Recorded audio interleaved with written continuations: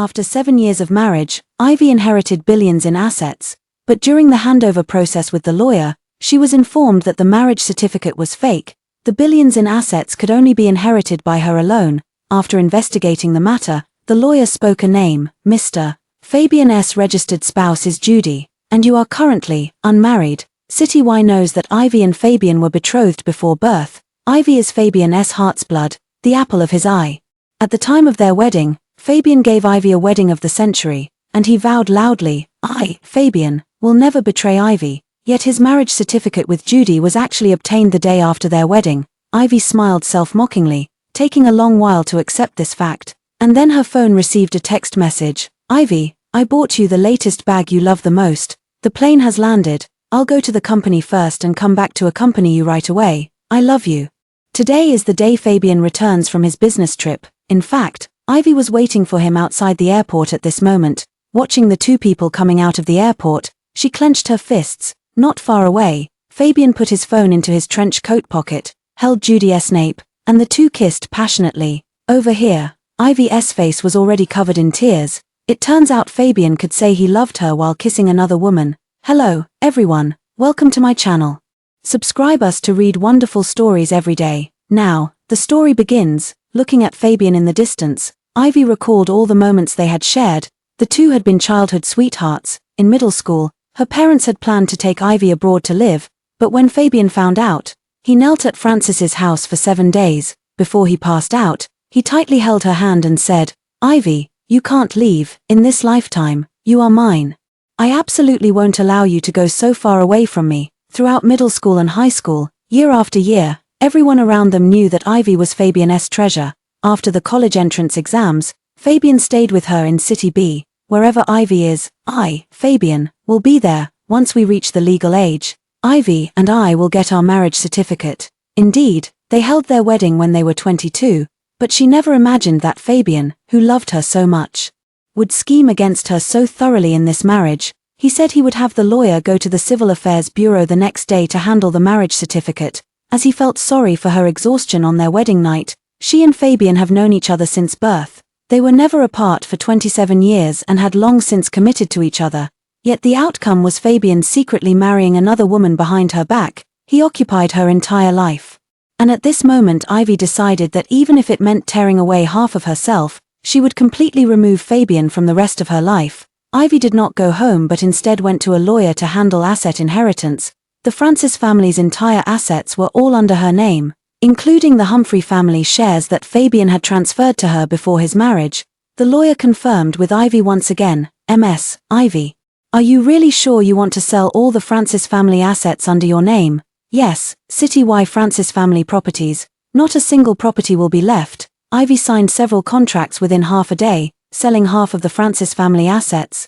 The other half has been contacted by buyers from out of town who cannot come immediately, but they have agreed to quickly prepare funds in the coming days to come to City Y and sign with her.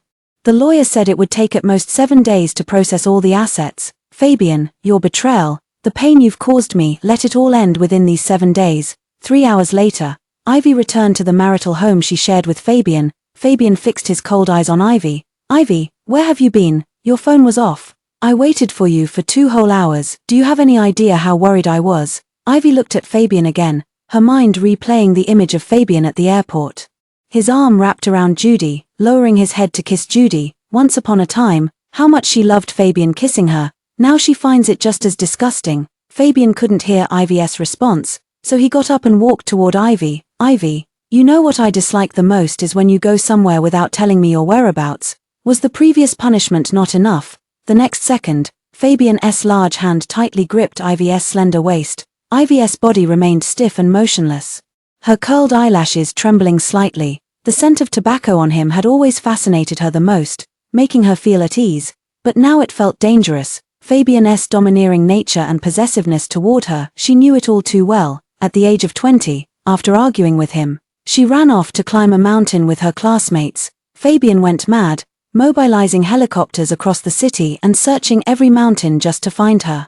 And the first thing he did upon finding her was to lock her in his apartment, relentlessly demanding her. For a whole month, she cried and begged him, but he never let her go, until she kept promising, kept swearing, that she would never disappear and make him worry again. After that, Ivy was afraid of Fabian and promised him that no matter how much they argued, she would never dare to pull a disappearing act again. At this moment, Fabian lifted her chin with his slender fingers. "Ivy, speak up.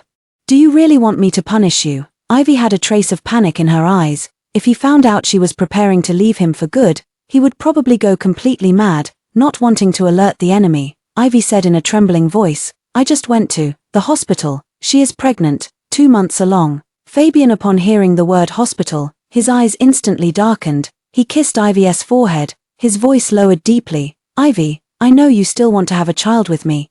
But your fertility is 0. We've tried for so many years, that's enough. I only need you. My life won't have regrets. Don't go to the hospital anymore. I don't want you to go through that pain again." She had tried IVF no less than 20 times, yet never once became pregnant. She received countless fertility shots, her arms swollen from the injections, but it had no effect at all. A moment later, Fabian's phone rang. Ivy watched as his thick, dark eyebrows furrowed slightly. And the man ruffled her hair with his hand. "Honey, let's not fuss about having kids anymore. Ivy is my treasure. We can be dinks for life. Baby, I have to go out for something urgent. Be good and stay at home. Don't go anywhere or run around and make me worry, or I'll really get angry." Fabian didn't wait for her reply before eagerly leaving. Ivy smiled bitterly. Someone was clearly waiting for him outside, so did he come back just to see if she was home?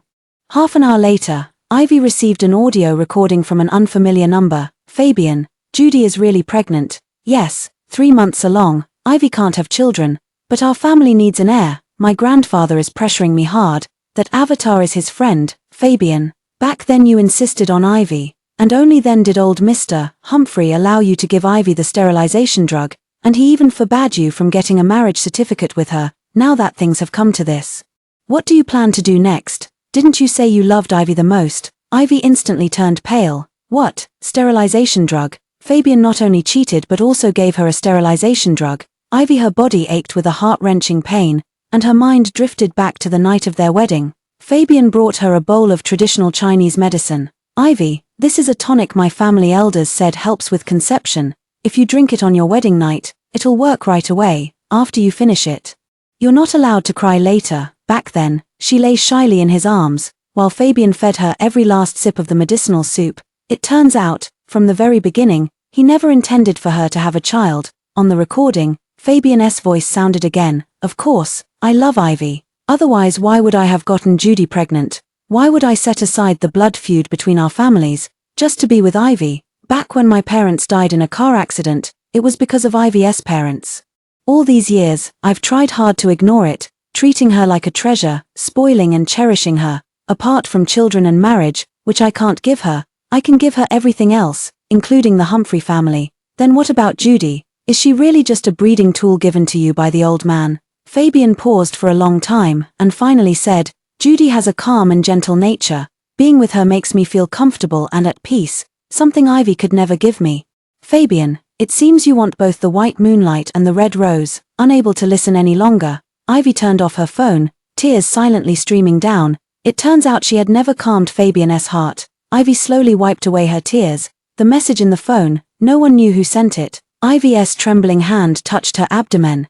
Yes, she couldn't bear his child. She still had another child to deal with. Then, Ivy made a phone call. "Ivy, Junior, Hugh. Can your hospital schedule an additional surgery tomorrow morning?" "What kind?" "I'll help you contact the chief physician." "Abortion." Late last night, Fabian left, and Ivy only received one message from him. "Ivy, I won't be back tonight, had too much to drink. I'll go straight to work tomorrow morning and come home in the evening." But the man who clearly said he was going to work, today Ivy came for an abortion, and he was also at the hospital. Fabian had his arm around Judy as they appeared on the floor of the obstetrics and gynecology department. Not far away, many people were waiting for checkups. In the crowd, Ivy saw Fabian shielding Judy in a corner. That overbearing manner was just like how he had once protected her. Judy looked up at Fabian and smiled. "Fabian, I'm fine. The place is full of pregnant women. Don't be nervous." Fabian's deep voice was restrained. "I told you to go to a private hospital. But you insisted on coming to a public one. What's so good about this place?" Meanwhile, Judy's eyes dimmed as she said, "Fabian, I'm just a servant's daughter, an ordinary person. I can't compare to you or MS. Ivy, public hospitals cost less, and I don't want to waste your money. Fabian's handsome profile was filled with tenderness and pity. Ivy only asks me for the most expensive, most unique things. One of her bags could cover 10 years of your salary. Ivy isn't as sensible as you. As he spoke, Fabian hugged Judy and kissed her hair. Meanwhile, Ivy, wearing a trench coat, hat, and mask, stood rigidly with her back turned to them. Sensible, how ironic. Fabian transferred all his shares in Humphrey family to her just before the wedding, and the one thing he said was, Ivy, Fabian, will only buy you the most expensive, the newest. My princess deserves to be pampered. Yet Ivy also heard another statement from Fabian, the maternity home is my parents' place. You'll go there to await the birth later. The green diamond bought at the auction, I've already had it made into a ring. This is the wedding ring I'm making up to you. Ivy, her curled eyelashes fluttered, and tears instantly blurred her vision. The green diamond, once upon a time, it was she who had told Fabian that legend. I heard that green diamonds represent uniqueness, and she kept pestering Fabian for one back then. So, does Ivy like the bag I picked for her this time? Of course she does. Judy spent 3 hours carefully choosing it. You worked hard. Judy stroked her abdomen, her eyes dim, her voice filled with pain. Fabian, Ivy is, after all, the adoptive mother of my child. I will definitely try to please her. Don't worry. Fabian, hearing this, his heart ached even more. Judy, thank you for being willing to give the child to Ivy. Only by giving it to Ivy can the child rightfully become the heir of the Humphrey family. Everything I have belongs to the child. Ivy overheard this ridiculous conversation, so he got Judy pregnant because she was desperate to have a child, and that's why he cheated. Ivy walked step by step toward the operating room. While changing into surgical clothes, her phone rang. Fabian was calling her. She answered. Ivy, awake, still mad. Your husband prepared 99 roses for you. The courier will deliver them to the villa soon, along with breakfast from Wang's, your favorite. If you insist on having a child, I'll have someone check the orphanage. If there's a suitable baby, we'll adopt. Give me at most a year. Okay, I'll let you be the mommy. Fine, I don't want a child anymore. She doesn't want her own child, so why would she raise the child he had with another woman? She definitely won't take it. Fabian finally softened his tone. Ivy, be good. You're my treasure. Our 7th wedding anniversary is in 3 days, and your husband has a surprise for you. Ivy hung up the phone. She also had a surprise for Fabian. Ivy lay on the cold operating table. Hugh appeared. Ivy, given your physical condition, if you lose this child, you might not be able to conceive again in the future. Would you like to reconsider? Ivy teared up, her vision blurred, and said, Hugh, I've made up my mind. This child was the best gift she could give Fabian for their 7th wedding anniversary. He didn't want it. He had crushed it from the very beginning. She wouldn't give it to him anymore. The cold instrument entered her body. Her churning stomach ached terribly. It also severed her only connection with Fabian. She just never expected that. After waking up from the operating room, the first message she received was a location pin for a bridal shop sent by an unknown number. Ivy, dragging her aching body, took a car and arrived at the bridal shop. Just in time. Fabian and the others have also just arrived. At the entrance, Fabian held Judy in his arms, his tone full of helplessness. Judy, you are my wife. I can't give you a proper wedding, but I still want you to wear a wedding dress once. Fabian, I'm just afraid of causing you trouble. This will cost a lot of money again. Fabian touched Judy's nose, full of affection. Silly girl. I can't give you an open and honorable status, but I can make you happy. Ivy sat in the car, listening to Fabian's words to Judy, her heart aching as if torn apart. Wife. Judy was his wife. Then what was she? He made Judy happy. But what about her own happiness? Watching Fabian's actions toward Judy, they were all things he had done to her countless times before. Ivy suddenly felt that losing the child was something she did not regret. Because Fabian was not worthy of being the father of her child, she also chose her wedding dress here when she married Fabian. Several luxury cars parked in front and behind her. Getting out of them were Fabian and her friends. Ivy heard the people outside talking. Fabian is planning a surprise for his sister-in-law, holding a small wedding ceremony at the bridal shop tonight. Fabian isn't afraid Ivy will find out. Who told Ivy she can't have children?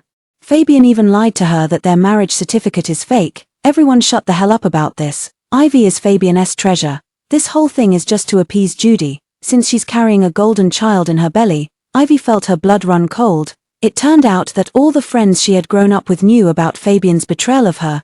This bridal shop was something she had opened out of boredom during college. and every wedding dress inside was designed by her personally. Apart from the shop manager, no one knew she was the owner. Ivy entered through the back door after everyone else had gone in. She stood in a dim corner on the 3rd floor, watching Fabian in a white suit, while Judy also changed into a snow-white wedding dress. The inspiration for this wedding dress came from her first argument with Fabian. Fabian was angry that Jordan gave her a birthday gift. He pressed her against the blackboard in the university classroom, kissing her fiercely. That was also their first kiss. That night, in the sweet yet bittersweet first kiss, she designed this wedding dress called First Love. Fabian and Judy stood on the stage.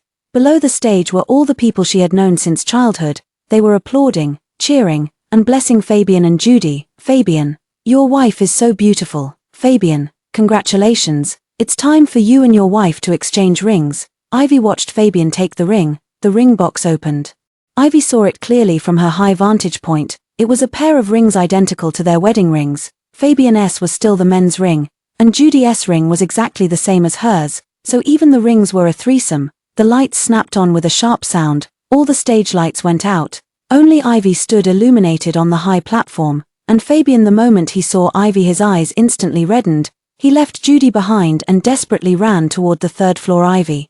Everyone watched as Fabian trembled all over, his face deathly pale. His trembling hands held the heartbroken Ivy. Ivy, we were just shooting a short film. Don't misunderstand. You know, the S-ring was designed by me personally for you, but you don't like being on camera. Judy's hands look a lot like yours. When the ad video is edited, I plan to have this ad all over the city as a surprise for you. Fabian immediately slipped the ring onto Ivy's ring finger with trembling hands.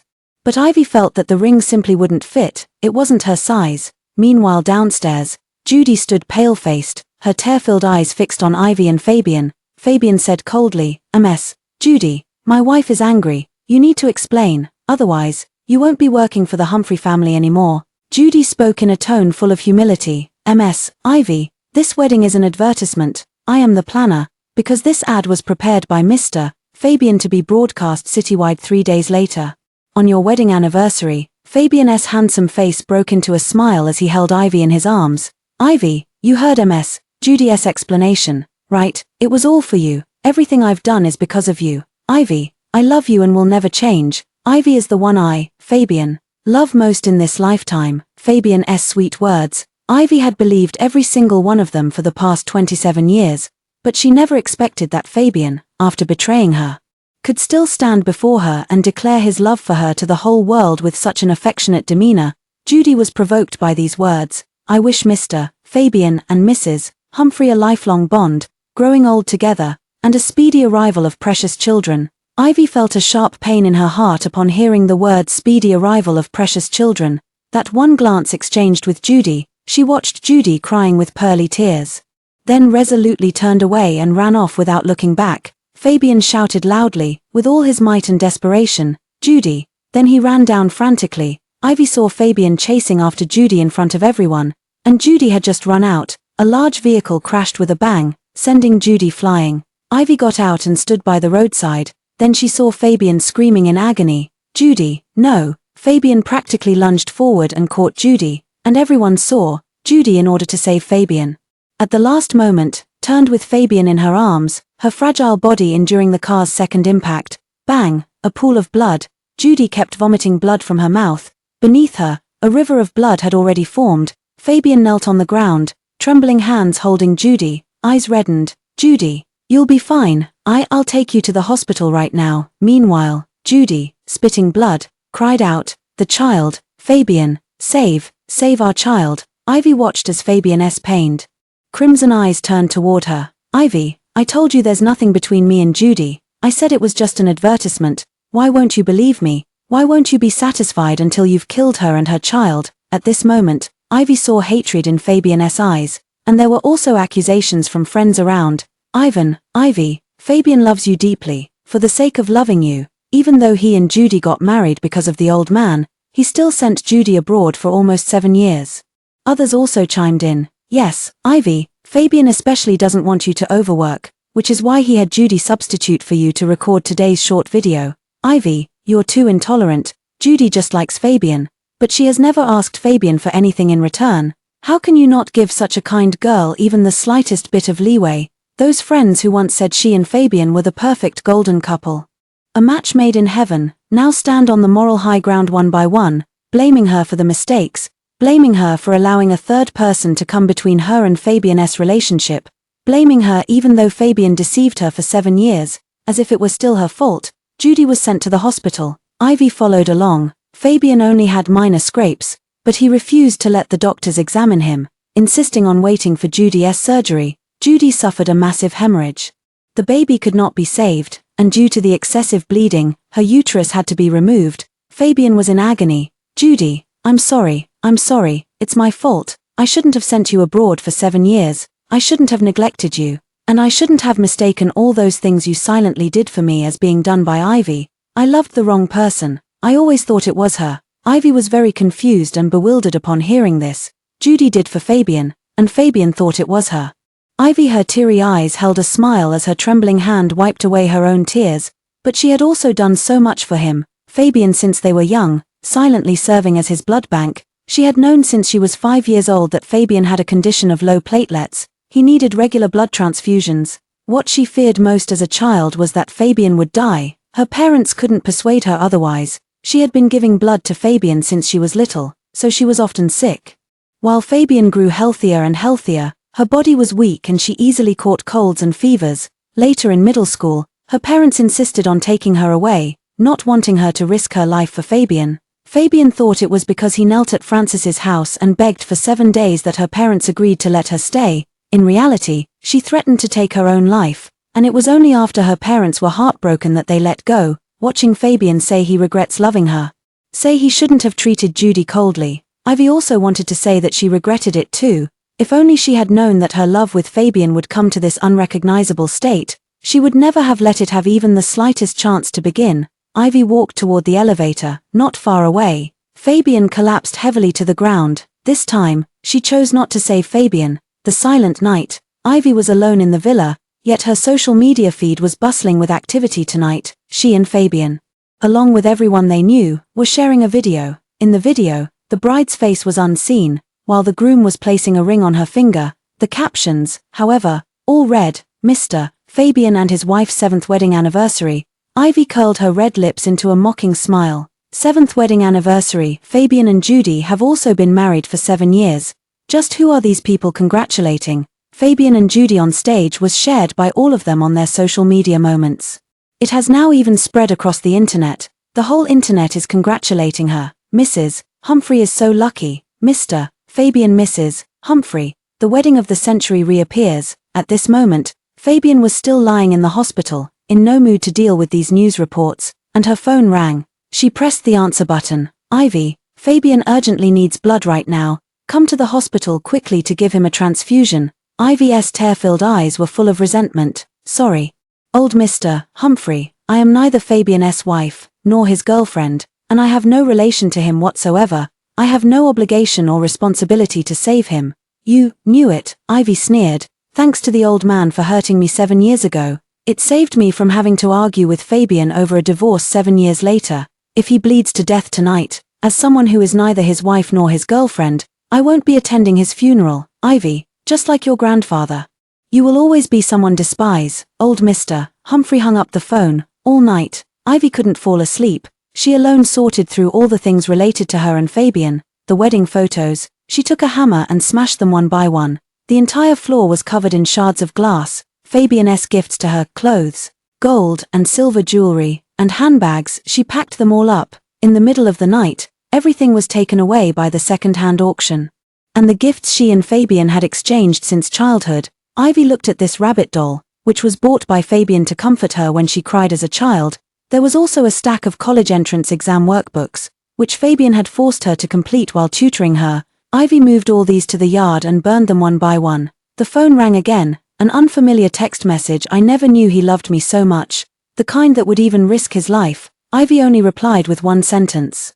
"Judy, congratulations on recycling my trash." 3 hours later, Ivy received news that Fabian had woken up, Humphrey family's hospital, where she still had 5 bags of blood stored, just in case Fabian needed them. Over the years, he had been in good health and hadn't suffered any injuries, so she would go to donate blood for storage every 6 months. Fearing that Fabian might suddenly have an accident and need it, And last night, given how severely he was injured, those 5 bags of blood must have been used up completely. Her 27 years of affection with Fabian could be completely packed away in at most 5 hours. It turned out, she was Fabian's bodyguards forcibly taken to the hospital. Pushing open the door to the hospital room, Ivy saw Fabian holding Judy. Fabian, his eyes were filled with rage. Ivy, you actually bribed the doctor, not only causing Judy to lose her child but also having her uterus removed.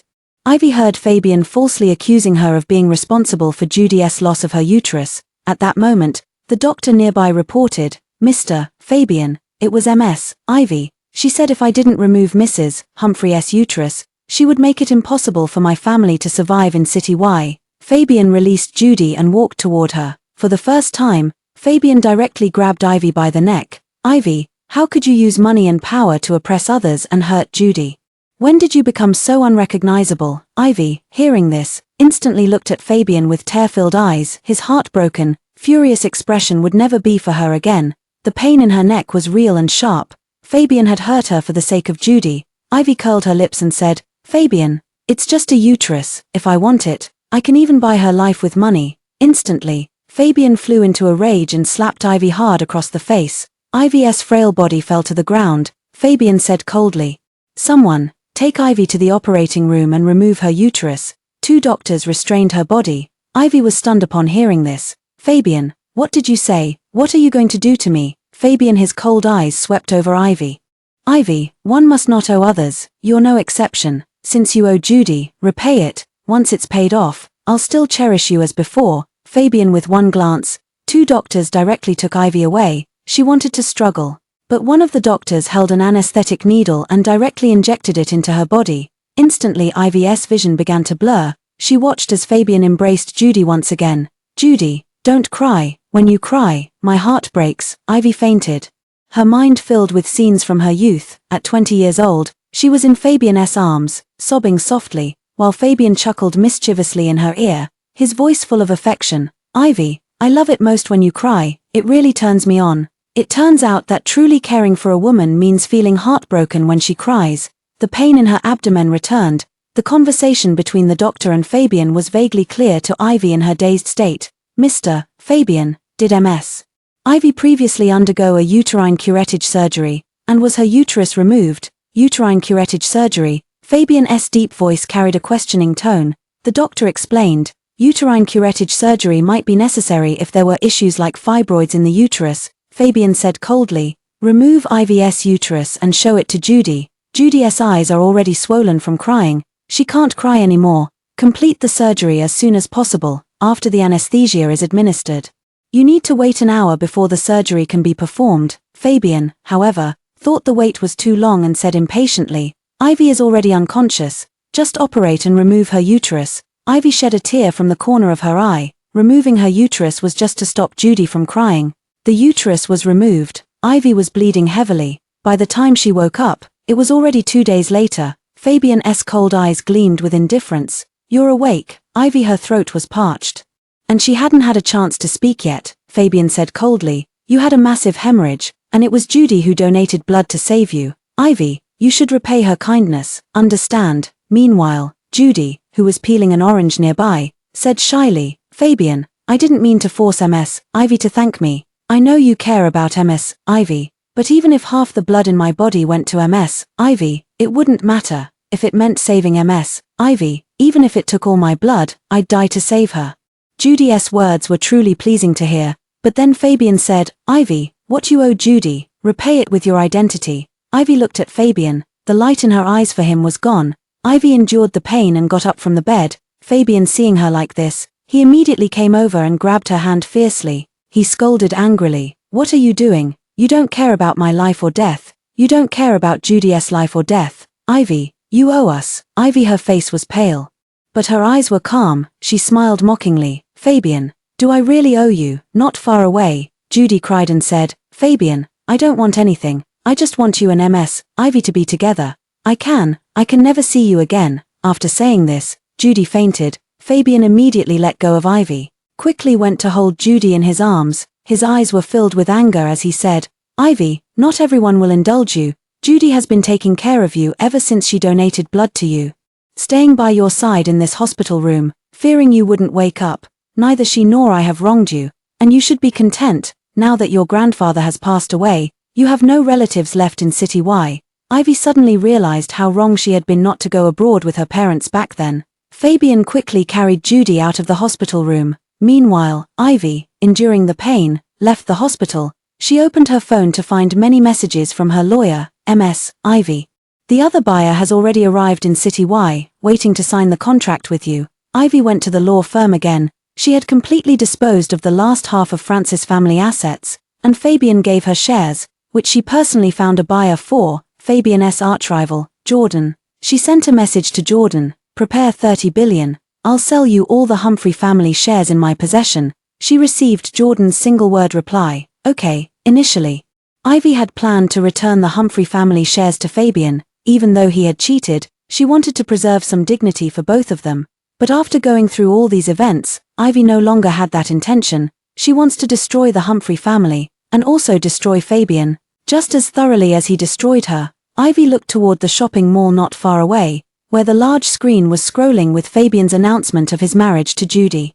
Along with a heartfelt confession, sorry, the rumors that Ivy and I are a couple were actually a misunderstanding all these years. 7 years ago, I married Judy, but because I wanted to protect my wife, I asked my then sister Ivy to help me, which led to the rumors over the past 7 years. Sorry, now that the misunderstanding is cleared up, I correct myself. My Fabian's wife has always been and only Judy. Ivy, her clear eyes showed no fluctuation.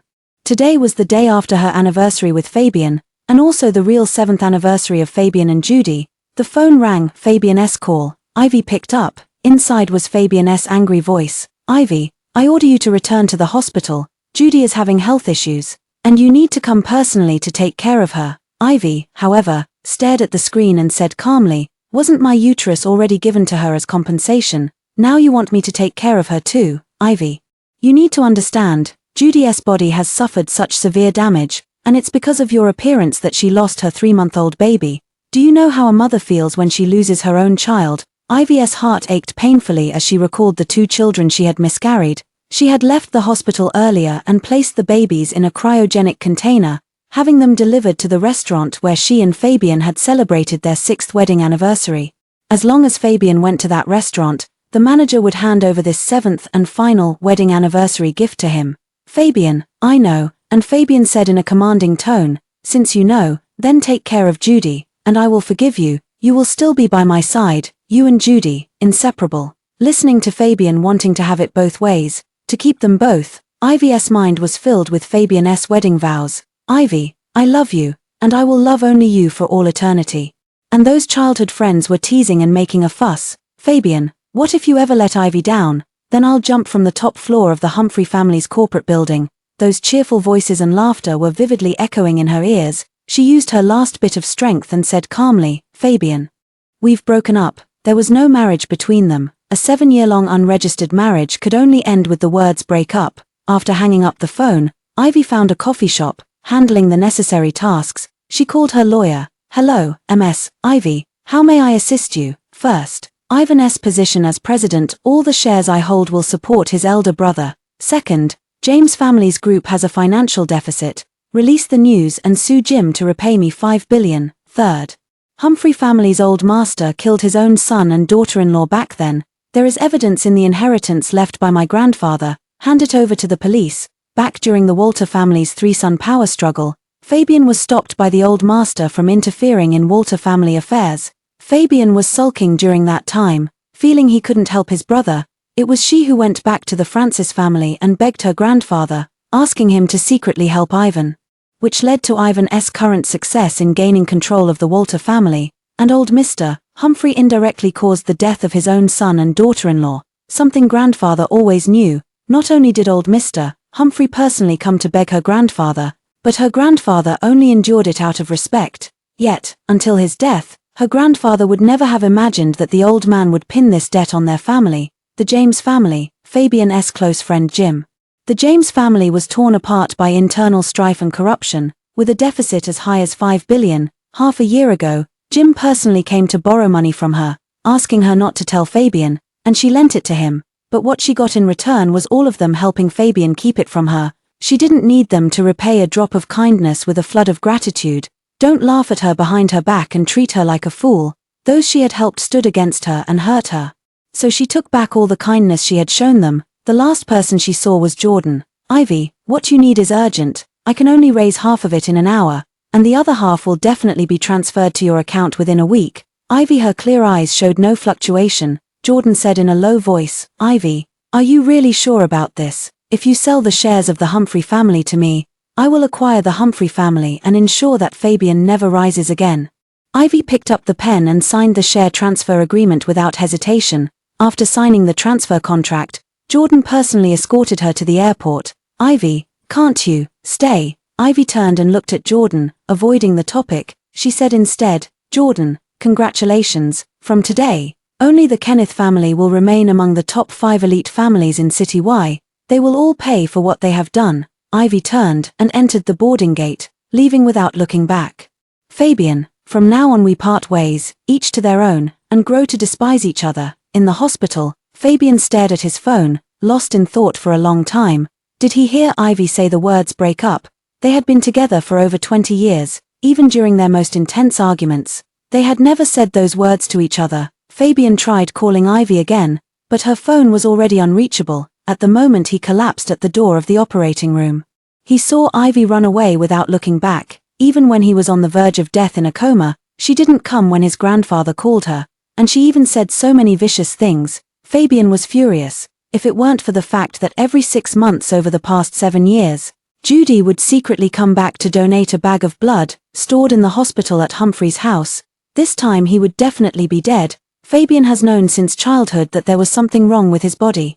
His grandfather had told him that he found several adult donors with the same blood type as him. Each time they donated blood to him, they were paid 5 million. In the days of youthful vigor, I often protected Ivy, fought many battles for Ivy, and shed a lot of blood back then. But after graduation, entering society, he learned to use tactics to resolve everything and never got hurt again. Yet he never imagined that every time blood was drawn, it wasn't from the adults as his grandfather had said. Instead, it was born by Judy's frail body, saved his life for 20 years, loved him for 20 years as well. He once thought it was all Ivy, because every time he received a blood transfusion, the person lying on the next bed was Ivy, and that girl would always say it, Fabian, I'm so weak too. You have to share a lot of good food with me. Back then, he wanted to spoil Ivy to the heavens. It wasn't until half a year ago, when he was forced by his grandfather to share a room with Judy, and he hurt himself that night, that he finally learned it had always been Judy who donated blood for him, not Ivy. The nurse from the next room rushed over. Mr. Fabian, Mrs. Humphrey. Fabian heard the words Mrs. Humphrey, and his first reaction was, Ivy she, but as the words left his mouth, he knew he had said the wrong thing. Mrs. Humphrey Ivy, Judy. Fabian immediately came over next door. Judy was crying her eyes out. I'm sorry, Fabian, let's get a divorce. I no longer have a uterus, and I've caused conflict between you and MS. Ivy, it's my fault. I can't stay by your side anymore. Fabian pulled Judy into his arms. My heart is filled with pain and self-blame. Judy, you haven't wronged anyone. It's me who has been spoiling the wrong person all these years. Ivy's uterus has been removed and given to you as compensation. I will treat you well from now on. I am deeply grateful that you risked your life to save me. Judy leaned against Fabian's chest, crying as she said, Fabian, can I really stay by your side? I thought this was the greatest wish of my life. Do you really not love Ivy anymore? Fabian felt a sharp pain in his chest upon hearing the name Ivy. Although he had mistaken his savior, his doting on Ivy for 27 years was undeniably real. How could he ever forget? But the thought of Ivy's indifference when he was near death, and the realization that all his kindness to Ivy over the years had been wasted on an ungrateful wretch, Fabian knew that the Judy before him was the one he was meant to love. If Ivy begged for his forgiveness, he would still be willing to keep things as they were. At the thought, Fabian wanted to call Ivy, but he held himself back this time. He had to make that brat cry. But half a month passed, there was no news at all. Yet the news during this half-month was all about the scandals involving his close friends. Ivan was kicked out of the board by his brother. James' house was thoroughly searched from top to bottom. The James family members including Jim were all arrested. Ivan came to the beauty salon. Fabian, Ivy, where is she? Ivy, where is she? I haven't been able to find her for the past half-month. Fabian frowned deeply with his thick dark eyebrows. saying coldly, "Ivy isn't at the villa. Where else could she be? I'm so angry this time. She wouldn't dare go anywhere." Ivan despaired, "Fabian, Ivy is not at the villa. I've been looking for her for a long time, and I couldn't get through to you on the phone, so I found out you were at the beauty salon, not far away." Judy had a trace of panic in her eyes. Fabian looked at Judy. For the past half-month, he had rarely touched his phone, and Ivan said he had called him many times, but none went through. Fabian was about to check his phone. Judy immediately cried and said, "Fabian, I just wanted you to rest properly. Your body just had a major blood transfusion." Fabian, his handsome face instantly softened a great deal. "Yes, Judy gave half of her blood to him, and the other half to Ivy. She is the savior of both him and Ivy. Judy has always been concerned about his health. Hanging up the phone was also because of him," Fabian said with a magnetic voice. "Just go back to Francis' house and look. What exactly happened?" Ivan said instead, "Fabian, Ivy is missing." Fabian simply didn't believe it. He knew all too well how clingy Ivy was with him. Ivy was so timid, and he knew that all too well. Even if he hurt her, with their 27 years of feelings, at most she would be angry, not disappear. Fabian had veins bulging on his forehead, his gloomy eyes cold. "Impossible. Ivy would never leave me." Fabian moved to go check, and Judy immediately said through tears, "Fabian, I'll go with you. I'll kowtow and apologize to Ms. Ivy. I'll make sure she forgives you." Fabian, his deep eyes gazed at the delicate yet sensible Judy. "Judy, wait for me to return. I'll go find Ivy. You don't need to come. Seeing you now would only make her angrier." Fabian quickly left, and on Judy's face.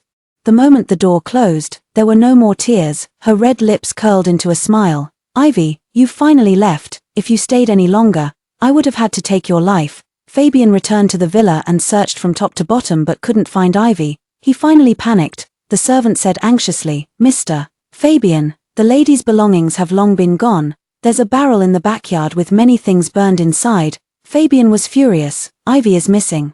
"Why didn't you say anything?" the servant said anxiously. "Didn't you already draw a clear line with your wife? Not long ago, the news was known to everyone in City Y." Fabian felt a sudden jolt in his heart. It was as if he had let the whole world know that he married Judy, not Ivy. It was as if he had cleared up his relationship with Ivy in front of everyone in the world. Fabian ran to the room like a madman. There were no belongings of Ivy in the wardrobe anymore. Even the couple's clothes and items he and Ivy shared only have the men's versions left. Fabian ran downstairs again, looking at the large iron barrel where the burned items still held their shape. He could clearly see that they were all gifts he had given to Ivy. The rabbit doll, Ivy's favorite. He used to comfort her with a bunny plush since she was little, taking her to various arcades to play claw machines. Later, as she grew up and developed a love for handbags, he would snatch the latest GG brand bags for her. Even if it meant staying up until the early hours, he would wait and grab them. As long as he gave the bag to Ivy, her eyes would light up, she would be overjoyed, and then she would throw herself into his arms, acting cute. "Fabian, you're amazing. I just saw the news about the new bag, and you already bought it." "Yes, my Ivy can have everything." And the clothes, every piece of couple's clothing was designed by him and her. The girl had an exceptional talent for design, and he enjoyed adding elements to her creations. While she followed his sketches, Fabian squatted in front of the iron barrel, watching everything of him and Ivy turn to ashes. He covered his head in agony with his hands. "Ivy," the assistant's phone call came through. Fabian answered it. "Mr. Fabian, we've found out that Ms. Ivy flew to Country Y half a month ago, and all the assets of the Francis family have been liquidated. Even the Francis family building has been sold." Fabian instantly dropped his phone to the ground. "Gone? How could she just leave like that?" Fabian looked deathly pale. Fabian made countless calls to Ivy on his phone, but each time it was, "The number you have dialed is not in service, please try again later." And WeChat had already been deactivated. Fabian didn't believe it, so he went to Francis' old family home, only to find it empty and abandoned. He then went to the company. Francis' main headquarters had already been sold to a buyer from North City. As for the subsidiaries, some had even been sold to foreign companies. All changes in legal representatives had already been completed. Fabian wanted to contact Francis's parents, but it was like throwing a stone into the sea. He couldn't reach them. Fabian suddenly felt completely drained. He had never imagined it would come to the point where he and Ivy would never see each other again. But he couldn't find Ivy all of a sudden, and he panicked completely. He called everyone they knew, but everyone's response was that they hadn't seen Ivy, nor had they had any contact. Ivan explained anxiously, "Fabian, The 18% equity in Walter family that previously supported me belonged to Ivy. She sold all her shares to my eldest brother, which is why I was kicked out of the Walter family, last time you and Judy got married in the bridal shop. She settled accounts with every single person who attended. James' family collapsed. I was kicked out. Lucy was exiled abroad. Lily was married off to the West Sea. They had all received Ivy's favors. Yet Ivy pressured each of their families one by one, and they were all abandoned by their families. We were all childhood friends of hers, but we all knew you betrayed her, and not one of us told her. She hates all of us. Fabian's face was deathly pale. His eyes were filled with deep pain. She hates me, and she hates all of you. The assistant called again. Mr. Fabian, we found out that before leaving MS, Ivy came from the hospital and went to the cafe opposite Humphrey's building. The last person she met was Jordan. Fabian envy and anger were all visible in his eyes. Kenneth's family best heir, Jordan, loves Ivy. He made the phone call. He wants to know why Ivy left City Y and finally wants to see Jordan. Jordan heard Fabian ask about Ivy. He suddenly laughed. Fabian, isn't it a bit too late to ask? Your marriage with Ivy has always been a deception, and only she knows it now. Jordan, this is between me and Ivy. Do you actually know where she went? Jordan said, I do. She went to Country Y and will never come back. Fabian, I forgot to tell you. Tomorrow is the shareholders' meeting of the Humphrey family. Fabian said coldly, why do you care about the shareholders' meeting of the Humphrey family? Jordan chuckled softly. Fabian, 7 years ago, you felt guilty toward Ivy because of your marriage to Judy, so you transferred all your shares to Ivy, and half a month ago, Ivy sold all your Humphrey family shares to me for 30 billion. Now, get out of the Humphrey family. Fabian instantly spat out a mouthful of blood.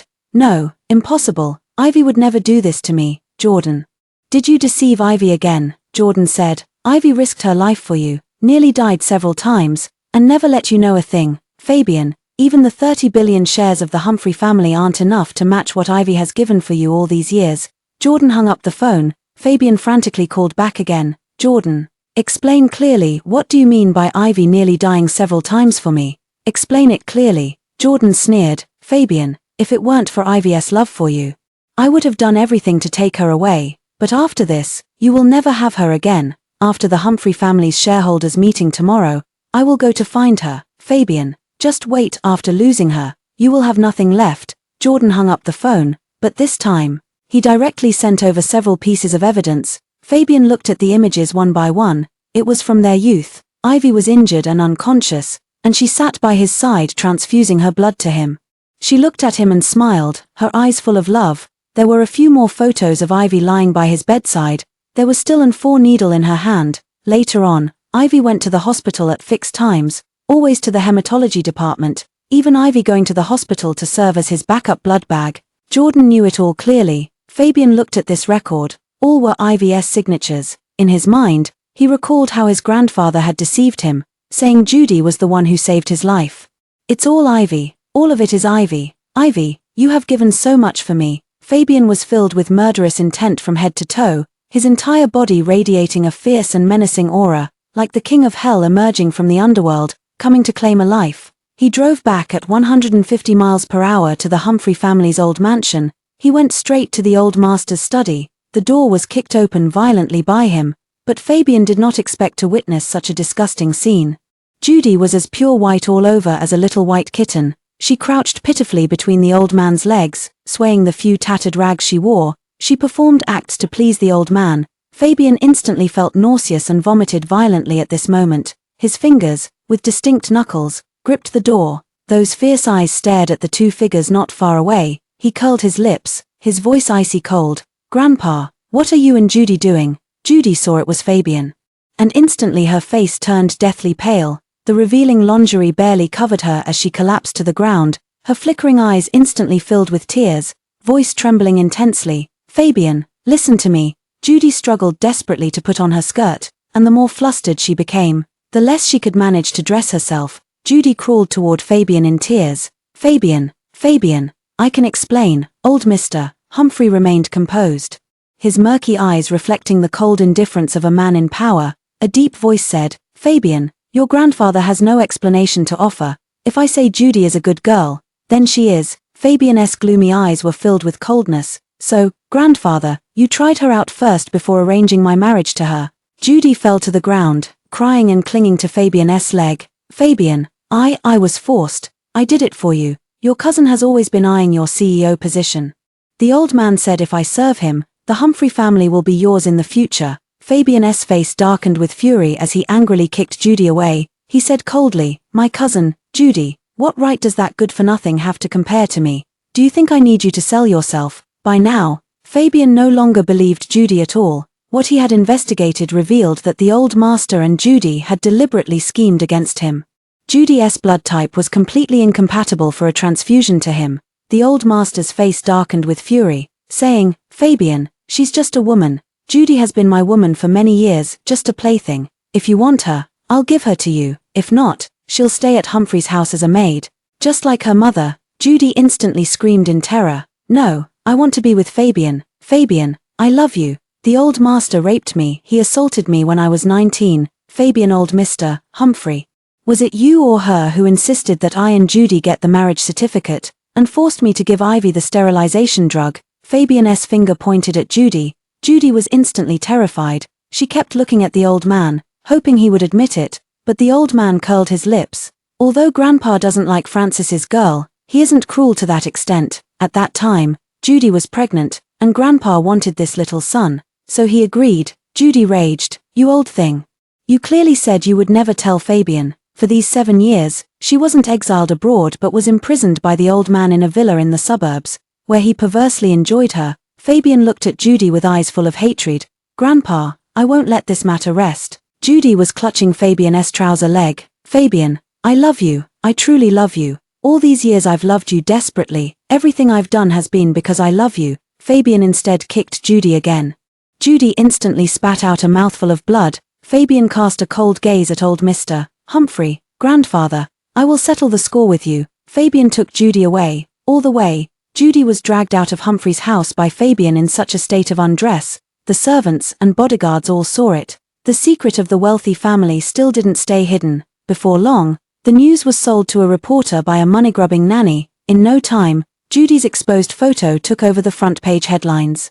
But no one yet knew what had happened. The front page only featured a few bold words. Mrs. Humphrey and Mr. Fabian are playing so outrageously, and there are many comments online. Fabian locked Judy in a dilapidated house. Judy begged Fabian in tears, I was ruined by your grandfather. He knew I liked you. That night when I was 19, he called me to his room, saying he would allow us to be together.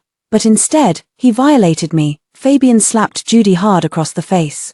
Just because you like me, does that mean I have to like you back? You ruined me and Ivy. Tell me, how should I get back at you? Fabian said coldly. Judy, I've already had the lawyer start the divorce proceedings between you and me. Judy was instantly stunned and immediately tried to throw herself into Fabian's arms, but was Fabian pushed away fiercely. Judy hurriedly cried and said, Fabian, I know you still miss Ivy very much. I won't compete with her. If you insist on giving the position of Mrs. Humphrey to her, I will just silently be the woman behind you. Okay. Fabian looked at Judy crying with tears streaming down her face. His mind was filled with the image of Ivy crying. That girl has a bit of a temper and is quite delicate. Every time she cries, she likes to keep biting him while in his arms, even if she says she's uncomfortable. He has to endure it. Since when did he start looking at Judy differently? It was Grandpa who said Judy was the one who saved him all these years. Clearly it was a lie. Clearly he only needed to check. Yet he believed it. Fabian threw a stack of photos to Judy. You started seducing Grandpa 10 years ago, making him stop me from being with Ivy. It was also your idea to force me to marry you and to make me give Ivy sterilization drugs, only then allowing me to marry Ivy. Judy saw that Fabian had uncovered something from so long ago. Her face turned pale, but she stubbornly refused to admit it. No, it's not true, Fabian. It was the old man. All of it was done by the old man. I tried to persuade him, but he insisted on making Ivy's life a living hell. Fabian had a cold look in his eyes. He took Judy's phone, directly input a program, and all the chat records or any data that Judy had deleted were fully restored. Fabian watched as Judy used 2 accounts to continuously send messages to Ivy. He saw those messages, all of which were Judy's provocations toward Ivy. There was also Judy's meticulous plan, with notes even stored in the phone. She was calculating step by step Ivy, scheming against him. Even the sterilization medicine Ivy drank back then was obtained by Judy. The dose she administered was extremely potent. Fabian's eyes held even deeper pain. Judy, over the past decade. You've been scheming against me and Ivy. Even the car accident at the bridal shop entrance was a setup you orchestrated using yourself. No, to be precise, that car was originally intended for Ivy, but the driver hit the wrong person, yet you still managed to turn the mistake to your advantage, cunningly using your own body to block me, so calm, so clear, and even more impressively quick-witted. At this moment, he couldn't help but admire Judy's ability to adapt. But Judy truly wanted to kill Ivy. Judy cried and screamed, "Fabian, let me explain, I just love you too much, I really do." Fabian looked at the hypocritical Judy. He said coldly, "Since you want Ivy dead, then you can rot in prison." Judy was terrified. "Fabian, I love you, I love you." Fabian pushed Judy away again without hesitation. "Get lost, don't dirty me." Judy knew it was impossible between her and Fabian now. Suddenly, a smile spread across her face as she said loudly, "Fabian, did you know, the last time you accompanied me to the public hospital for a prenatal checkup, Ivy was also there." She went to the operating room for an abortion. Fabian was instantly filled with shock. He angrily said, "Judy, you're lying, Ivy couldn't possibly have a child." Judy sneered and replied, "You didn't see her, but I did. Hugh from the medical school knows about it. If you don't believe me, go ask him." "Fabian, I love you, but since we were kids, you've only ever liked Ivy.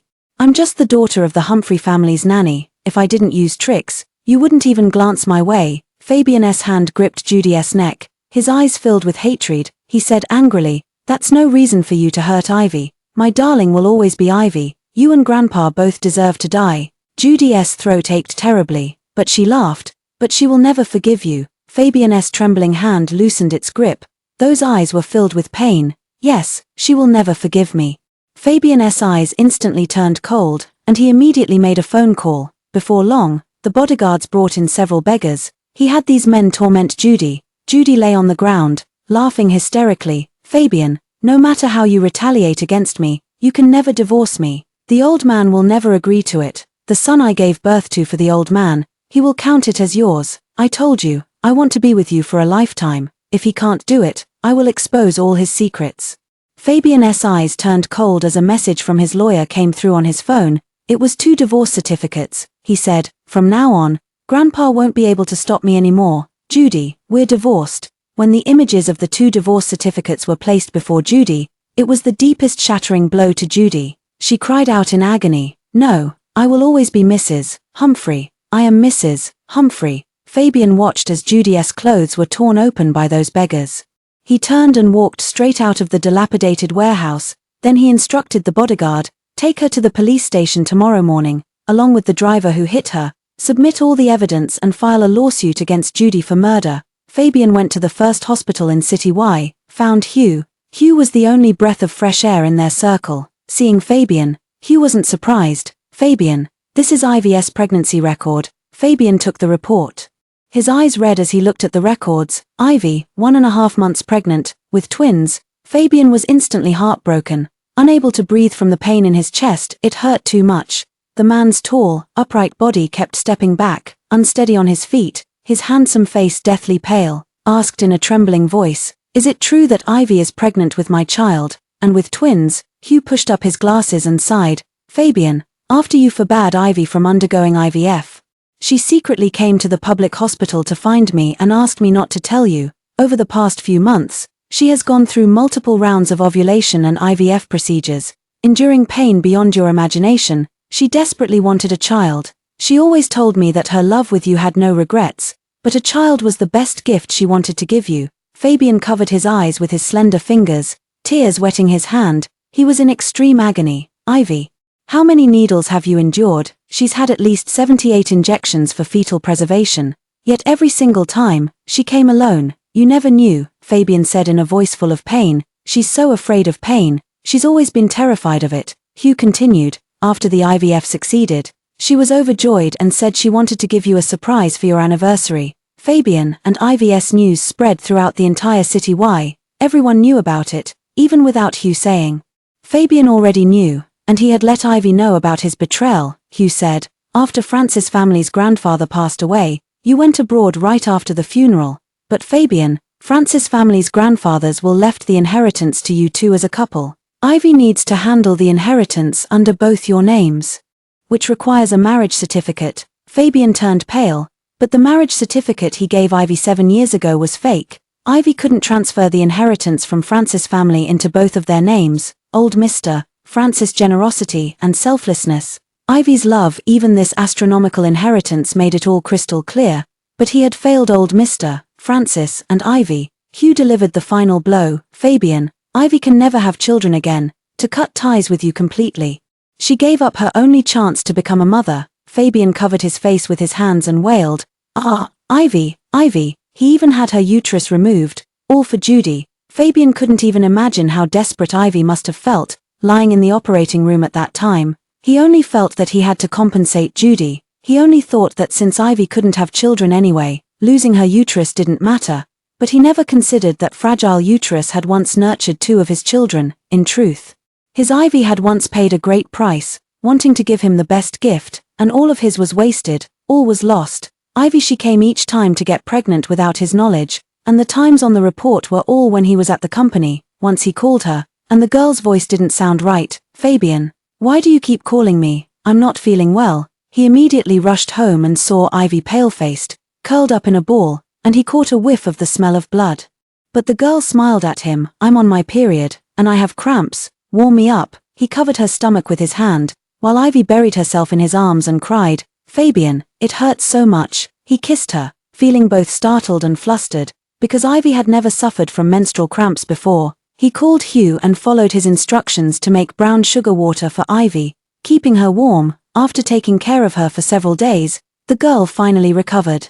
Fabian's eyes reddened. It wasn't period pain, but the pain of Ivy preparing for pregnancy. Fabian's heart ached too much. Why did he only realize it now? Why did he only know it now? That bowl of potent cold medicine on the wedding night had dealt a devastating blow to Ivy's body. At that time, he only wanted to possess her, yet he had also inflicted the greatest harm upon her. Judy and Grandpa were the masterminds, but he was the executioner. Fabian walked out of the hospital, his entire being as if his soul had been drained away. The phone beeped. According to news reports, all the evidence and phone records regarding his parents' death point to the Humphrey family's patriarch. Fabian saw this message. The phone rang. Inside was the butler's hurried voice. "Young master, the old master has been taken away by the police," Fabian said in a gloomy voice. "Is the report true? Was it actually grandfather who killed my parents?" The butler's trembling voice, "It was. It was an accident." Fabian was so angry his eyes turned red. The butler's trembling voice recounted events from over 20 years ago. That day, the parents of both families went out to play. He had a fever, and his parents, worried, wanted to get him to the hospital quickly. Coincidentally, the car his parents were driving ran out of gas, so they took Francis's family car and left. On the way, his father discovered the brakes had failed while trying to avoid a large truck. With a turn of the steering wheel by his father, the car tumbled down the cliff, yet he was well protected by his mother. The 2 adults died, but he survived. Fabian felt as if his heart had been torn out upon hearing this. He loved Ivy, but he also hated Ivy. All these years, he has been entangled and tormented by the hatred between his parents and Ivy. But now, with undeniable evidence before him, everything was orchestrated by his grandfather. Fabian came to the police station to see old Mr. Humphrey. Upon seeing Fabian, the old man just sighed. "Fabian, all of that is true. Fabian, I've fought with that old thing from the Francis family all my life. I can't lose." Fabian's hate-filled red eyes stared at the old man. "So, you destroyed me and Ivy. So you used my parents' lives just to win against old Mr. Francis." Old Mr. Humphrey showed not a hint of remorse. "Yes, I was against it back then. It was you who insisted on being with Ivy.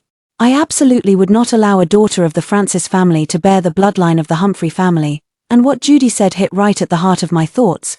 But Fabian curled his lips and delivered the most fatal blow to old Mr. Humphrey. 7 years ago, out of guilt, I secretly transferred all my shares to Ivy, and now, all the shares have been acquired by the Kenneth family. Grandfather, back then you forced me to marry Judy. I want all the shares of the Humphrey family in your hands, and now, the Humphrey family is completely destroyed." Old Mr. Humphrey spat out a mouthful of old blood. "What did you say?" Fabian smiled even more broadly. "Ivy has been the one controlling the shares of the Humphrey family all these years. Grandfather, you sold out the Humphrey family with your own hands." Old Mr. Humphrey instantly flew into a rage. "You bastard, Get the shares back, that was the work of my entire life. How dare you give it all to the descendants of old Francis? Fabian, I should have killed Ivy back then too. Keeping that scourge has ruined my Humphrey family. Fabian felt old Mr. Humphrey's hatred toward the Francis family and toward Ivy. All these years, he had been blind to the truth, thinking the old man's dislike of Ivy was simply because Ivy was spoiled. The reason for the head's arrival was the grudges of their older generation. Fabian said, "Grandfather, stay in prison and pay with your life for my parents." The old man laughed heartily. "Fabian, that old thing from the Francis family was in a nursing home all along, and later, his death was also arranged by me." Fabian stiffened, his pained eyes filled with agony. Ivy, who was abroad. Ivy received a call from the domestic police. Her eyes were filled with tears. "My grandfather didn't die of illness, but was murdered." Old Francis's body was already in its final stages at that time. But according to the doctor's diagnosis, he could still hold on for 2 more years. Old Mr. Humphrey has admitted to killing old Francis, so the Francis family needs someone to come back to handle this matter. Ivy never imagined that her grandfather had been murdered. "My parents saw the news. Ivy, your mother and I will handle this. You don't need to go back." Ivy shook her head, her tearful eyes fixed on her parents. "All these years, it's been Grandpa taking care of me. And I'm going back too." Her grandfather did nothing wrong to the Humphrey family, yet the Francis family was brought to such a miserable state by the Humphrey family. Returning to City Y was already 2 days later. Ivy did not go to the police station with her parents. "Instead, I went to the cemetery first. Grandpa, I regret it. I regret being with Fabian. I regret loving him. If I could start over, I would never give myself even the slightest chance to meet him." Hiding under a big tree in the distance, Fabian heard these words, and it pierced his heart with unbearable pain. He was certain that the Francis family would return for the old man's affairs, and he was also certain that Ivy would come to the cemetery. He waited for 3 days like the fool who waited by the stump for a hare. Until she finally appeared. Fabian gazed at Ivy with longing eyes. Though it had only been a month since she left, it felt to him like a lifetime had passed. In this 1 month, Ivy had lost a lot of weight, her face was pale, and despite the weather not being too cold, she was wrapped in a down jacket. Fabian's mind was filled with what Hugh had said. "Fabian, Ivy's vitality has been severely damaged, her physical condition is very poor, so please, let her live well."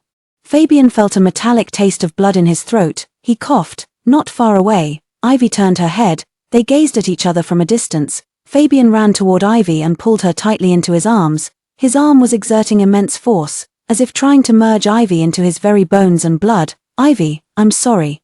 Chill. Ivy interrupted Fabian directly. She said in a flat tone, "My mother and the others are still waiting for me at the police station. Fabian, let me go." Fabian swallowed back all the words he wanted to say to Ivy that were on the tip of his tongue. "My grandfather killed your grandfather, and he will face legal consequences." Fabian suddenly felt weak, tears instantly moistening the corners of his eyes. "If you want me to face legal consequences, I will turn myself in too." Ivy simply replied, "Fabian, it's not necessary anymore." Ivy pushed Fabian away and headed toward the black car parked by the roadside in the distance. Once inside the car, she left the cemetery behind. Her assistant then told her, Ivy, there's been a car following us all along." Ivy knew who it was without turning around. She said calmly, "Don't mind it, just drive." On the way back to the city, Ivy saw that the billboards and screens along the roads of City Y were all displaying that same message. "Ivy, I'm sorry, I know I was wrong, please forgive me. Ivy, I love you. Ivy, let's start over." When she left City Y a month ago, he publicly announced his relationship with Judy. Now, less than a month later, he's begging her. How ridiculous. Ivy returned to the hotel, but at the hotel entrance, she encountered Jordan. Jordan said in a magnetic voice, "Fabian came looking for you at the hotel, but I had security not allow him in." Ivy said, Thank you, President." Jordan, his eyes darkened as he said, "Ivy, you can just call me by my name. We are classmates." After all, Ivy, the corners of her lips lifted slightly. I might have to trouble you these next few days." Jordan, "No trouble at all." Fabian's car also pulled up at the hotel entrance. He got out of the car. Jordan's gaze was guarded. Ivy glanced back at Fabian behind her. Now, the Francis family and the Humphrey family have no relationship beyond being plaintiff and defendant. "Mr. Fabian, let's meet in court." Francis House only has the lawyer pursue the death penalty for old Mr. Humphrey's murder case. No other sentence is acceptable. Fabian watched as Jordan and Ivy both left, But he was stopped outside the hotel, his heart aching so much he could hardly breathe. Suddenly, he understood the scene at the wedding dress shop, where Ivy stood high up, watching him and Judy hold their wedding ceremony. Just seeing Jordan and Ivy walking together tore his heart apart. Ivy, I'm sorry. 2 weeks later, the case of old Francis S. murder was closed. Old Mr. Humphrey S. prison sentence was extended, 3 lives, directly sentenced to death. To be executed immediately. Ivy read the report. Fabian, after collecting the old man's body, took 999 roses and stood outside Kenneth's family hotel, kneeling on one knee, begging for her forgiveness. Ivy didn't know why Fabian did this, nor did she know what happened between him and Judy. In such a short time, the love faded away. The reason behind it, Ivy didn't want to know. Fabian had been making a scene at the hotel entrance for several days, demanding to see her. City Y had too many reporters gathered to witness this spectacle. Kenneth's family hotel entrance was crowded with people every day. None of the 3 of them could go out to take a flight. Finally, Jordan suggested that they use the hotel rooftop helicopter pad. All 3 looked at Ivy. Ivy stood by the floor-to-ceiling window, looking down, and could still see Fabian. Then he said calmly, "Okay." A helicopter left City Y, and closely following it was another helicopter in hot pursuit. Jordan's phone kept ringing. It was Fabian. Ivy said, "Answer it." Jordan handed the phone to Ivy. Ivy answered the call. Inside was Fabian's angry voice. "Jordan, give Ivy back to me. The helicopter has landed. I want to see Ivy." "Ivy, Fabian." Fabian's voice instantly choked up on the other end. "Ivy, see me. Don't leave me. Judy and I are already divorced. She and Grandpa deceived me. Ivy, just see me once." Ivy's eyes welled up, but she smiled faintly. "Fabian, I don't care what happened between you and Judy. I just want to say, let's each take care of ourselves. Stop chasing after me. Ivy, I can't live without you. I can explain everything to you." Ivy continued, "Fabian, the moment I stopped loving you, any explanation no longer matters to me. Let's just end it here. Ivy, I love you." In Fabian's roar, Ivy hung up the phone. The helicopter behind them finally stopped pursuing. Beside her, Jordan looked at the crying Ivy. He wanted to hold her in his arms, but it seemed he couldn't. After some thought, I still explained what had happened over the past month. Judy has actually always been old Mr. Humphrey's woman. Fabian found out, later divorced Judy, and hired a few beggars to take revenge on Judy. Ivy looked at Jordan with tearful eyes and said, "Actually, you didn't have to say it," Jordan said in a low, somber voice, "but I don't like you keeping it buried in your heart forever." The main reason Fabian betrayed you back then was that the old man told Fabian that the person who had been giving him blood transfusions all these years was Judy. Ivy pulled up her own sleeve with her fingers. The needle marks on the wrist had long since faded, but the pain remained. Her tears fell. "Jordan, you know, I'm afraid of pain, but I'm even more afraid of Fabian dying. Now, I'm not afraid of either. How deep must love be, to make one disregard their own life just to save another? How utterly disappointed must one be, to completely erase from her life the person she loved with her very life?" This time, it was her final farewell with Fabian. "Fabian, for the rest of our lives, not seeing each other and not missing each other is the best outcome for us." Fabian watched as the helicopter carrying Ivy flew away. His helicopter landed on the lawn. For a long time, he didn't move. His crimson eyes were filled with pain. Ivy, in the end, she felt no explanation mattered anymore. That feeble tone was filled with utter disappointment and finality toward him. He hurt Ivy so deeply, yet Ivy didn't say a word, and the deepest revenge she took on him was to completely vanish from his world. Fabian fell ill, collapsing heavily. He was taken to the hospital. He was in critical care for 3 days and nights before he pulled through, and only one person came to see him. "Ivan," he said, "Fabian, the bridal shop where you and Judy held your wedding ceremony belongs to Ivy." Fabian was utterly desperate. Fabian pulled the needle out of the back of his hand. Blood kept flowing. He rushed to the wedding dress shop like a madman. The bridal shop was still in business. The owner was full of surprise when he saw him. "Mr. Fabian," Fabian said. "This place belongs to Ivy." The owner, however, said, "It's mine now, Ms. Ivy sold it to me." The boss went in and handed a wedding dress catalog to Fabian. "All of these are wedding dresses personally designed by Ms. Ivy. I believe you would like to see them." Fabian trembling hands turned to the first page. The pure white wedding dress was extremely beautiful, and beside it was a caption. He said, "I'm like a jellyfish in the ocean, cute yet venomous. And that my dimples are lovely when I smile, but I want to give him a jellyfish-like wedding dress." The wedding dress design is inspired by the jellyfish, translucent, beautiful, and even more voluminous. Fabian flipped through them one by one. Each wedding dress came with a note, all about him. He made me angry today, saying I'm too fussy to eat chocolate. I want to give him a black wedding dress, covered entirely in chocolate, to sweeten him to death. He said my skin is too fair. It turns red at the slightest pinch, and he insisted I shouldn't show my collarbone. Alright then, today's wedding dress must be lace, covering me from head to toe, and he found Judy's wedding dress that she had worn. First love, this was his first kiss with me. I wanted to design it. He happened to have eaten strawberry candy, and I wanted to preserve this memory. The wedding dress was adorned with many rhinestones, representing the dots of strawberries. Giving the entire gown a touch of innocence, Fabian's tears fell on these wedding dress images. It turned out Ivy had always been loving him in her own way, and recording every bit of their moments together. Fabian sat in the wedding dress shop from morning to afternoon, then late into the night. And until the next day, he bought the bridal shop. Every wedding dress Ivy designed, he saw, this is a girl's dream, but also a girl's overflowing love for him. Ivy, I'm sorry, I neglected you.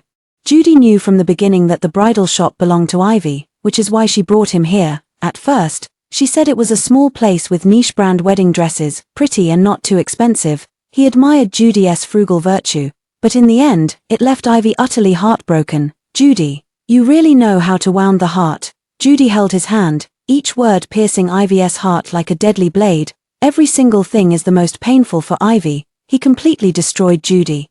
Even sent her to prison, tormenting Judy. But he would rather have Ivy come back to torment him, willing to pay any price. Fabian searched for Ivy for 5 years, traveling all over abroad, and he got the news about her from the front page headlines in the country. The heiress of the Francis family and the president of the Kenneth family's group Jordan will hold their wedding in 3 days at the Kenneth family's 7-star hotel, 20. Fabian never expected that he had searched for her abroad for 5 years, while Ivy had been in the country all along. Together with Jordan, Fabian rushed back by plane to City Y, which was already the next day. He went straight to the Kenneth family's corporation, barging into the CEO's office. Unexpectedly, the first person he saw was Ivy. His eyes reddened, and he immediately rushed over, pulling Ivy tightly into his arms. His entire body was trembling. Ivy, Ivy, I've finally found you. All these years, Fabian has been searching for her all over the world. Ivy knew, with this wedding being made public, Ivy had anticipated that Fabian would return. Fabian, this is my husband's office. Fabian stiffened, and he said angrily, no, I won't agree to you marrying anyone. You can only be mine. I've been searching for you for so long. Fabian, I was only abroad for a year. I've been in City Y for the past 4 years. Ivy looked at Fabian with coldness in her eyes. And she spoke calmly. Fabian exclaimed excitedly, it's okay, I'll be with you from now on. We'll always be together. I know you're angry with me, but Ivy, we've been together for a full 27 years. Ivy looked at the disheartened Fabian, a stark contrast to the spirited man he was 5 years ago. Ivy didn't know if Fabian had become like this because of losing the Humphrey family, or because of losing her. Ivy handed a card to Fabian. Over these 5 years, I've come to understand one thing. Fabian, here is 30 billion. The money I got from selling the shares of the Humphrey family. I'm returning it to you. We're even now. Fabian looked deathly pale. Ivy, I beg you to marry me again. But what Fabian received was a marriage certificate. On it were clearly written 2 names, Ivy and Jordan. Fabian coughed up blood, his crimson eyes fixed on the genuine marriage certificate. Ivy, I really didn't mean to. I love you, and I never imagined it was you who kept saving me. 5 years later, facing Fabian again, Ivy felt much calmer than she had imagined. Being with Jordan was approved by her parents. They got along naturally, not speaking of deep love, but it gave Ivy an immense sense of security. Perhaps all the love had been exhausted by Fabian. Ivy's hand touched Fabian's temple, where a few strands of white hair had already appeared. Fabian, I won't save you anymore from now on. Take care of yourself, and don't come looking for me everywhere. I will spend the rest of my life with Jordan. Ivy let go of her hand and looked at Jordan standing at the door. She headed towards Jordan. Fabian saw Ivy being held in the arms of Jordan. His Rose had finally entered another man's city. His mind was filled with the memory of their freshman year in college, when Jordan wrote a love letter to Ivy, which was seen by Fabian, who immediately confronted Jordan and got into a fierce fight with him. But Jordan sneered, Fabian, I will keep writing love letters to Ivy, unless you two get married. I still have the right to pursue Ivy. And Fabian fights with Jordan every time he sees a love letter. After graduating from college, he married Ivy, and Jordan went abroad, Fabian with reddened eyes, his voice hoarse. Ivy, I won't give up on you. Card Fabian didn't want it. Ivy and Jordan's wedding proceeded as planned. Ivy wore a snow-white wedding dress, Jordan dressed in a black suit. City's wealthy families had previously attended Ivy and Fabian's wedding. This time, Ivy was getting married again, but with a different groom. As the wedding began, 999 love letters were projected on the screen, and all the guests saw the date of the last love letter. It was from a year ago. Ivy, you finally said yes to my proposal. I'm so happy you're marrying me. I'll give you the most perfect love. Time began to rewind, and the guests saw the very first letter, dated 17 years ago. All the guests were astonished. This turned out to be a crush that lasted 17 years. Ivy looked at the time, her eyes full of disbelief. This is a love letter I never had the courage to send. Ivy, I think I've fallen for you, but you have Fabian by your side. And I can see the light in your eyes when you look at him. I know this can only be a secret crush. Ivy, dressed in a snow-white wedding gown, had tears in her eyes. She truly hadn't expected that Jordan had a crush on her since high school. With tearful eyes, she looked at Jordan. Just then, the urgent voice of the hotel security guard was heard. President Jordan, someone is threatening to jump off the roof of our hotel. It's Mr. Fabian. Ivy's hand trembled. She thought she had made it very clear to Fabian yesterday. Jordan looked at her. Ivy, I'll handle it. Ivy shook her head. Jordan, the wedding will proceed as scheduled. Just 20 minutes later. Okay. Jordan held her in his arms, speaking gently. I know you won't be okay if something happens to him. I'll wait for you. Ivy teared up. Though she no longer had the strength to love Jordan, she was willing to spend the rest of her life learning how to love him. Ivy arrived at the rooftop.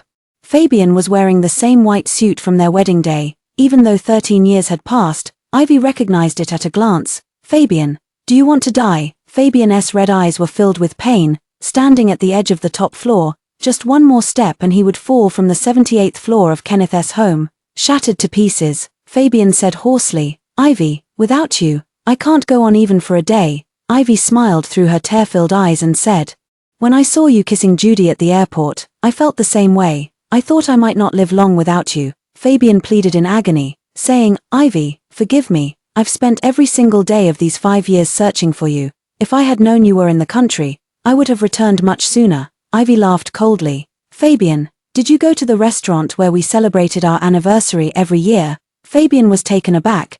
That restaurant is in the hotel at Kenneth's house. The first time they came here, Fabian did it to provoke Jordan, just to let Jordan know that he and Ivy were married and living well, but later it was because Ivy also liked it. Ivy said, Fabian, there is the last anniversary gift I gave you 7 years ago. Go get it. Jordan is still waiting for me. The 30 billion is returned to you. From now on, we owe each other nothing, and we should no longer think of each other. Ivy, in her wedding dress, left, just like that time in the hospital. Even if Fabian died before her eyes, she would never look back. Fabian went to the restaurant and urgently asked the manager to bring out the gift. The restaurant manager handed a frozen box to Fabian. Mr. Fabian, this is what Ivy said 5 years ago to give to you if you ever came. Fabian opened it with trembling hands, and when he saw the hospital packaging, he suddenly realized what it was. Opening it revealed a pool of blood and water, 2 small things mangled beyond recognition.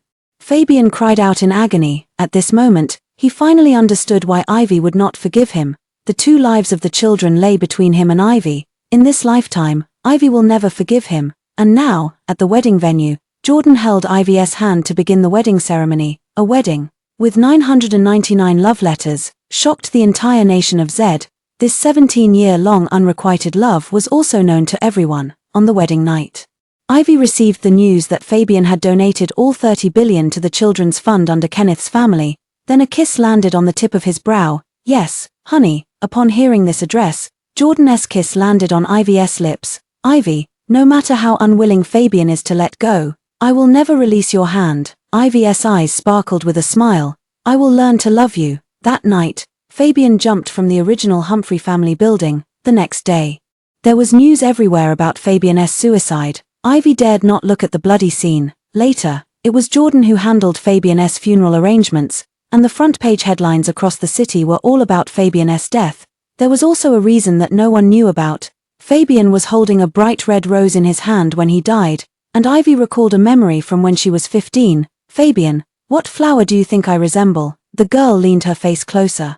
Just as the boy lifted his gaze, his eyes slightly curved, his eyes were filled with her, and he smiled, pointing to the potted plant the girl had just placed nearby. There was a hint of teasing in the tone. Then, Ivy is the crimson rose, both delicate and prickly, and only I can keep her. Ivy turned to look at the roses Jordan had placed in the distance that morning, tears streaming down her face.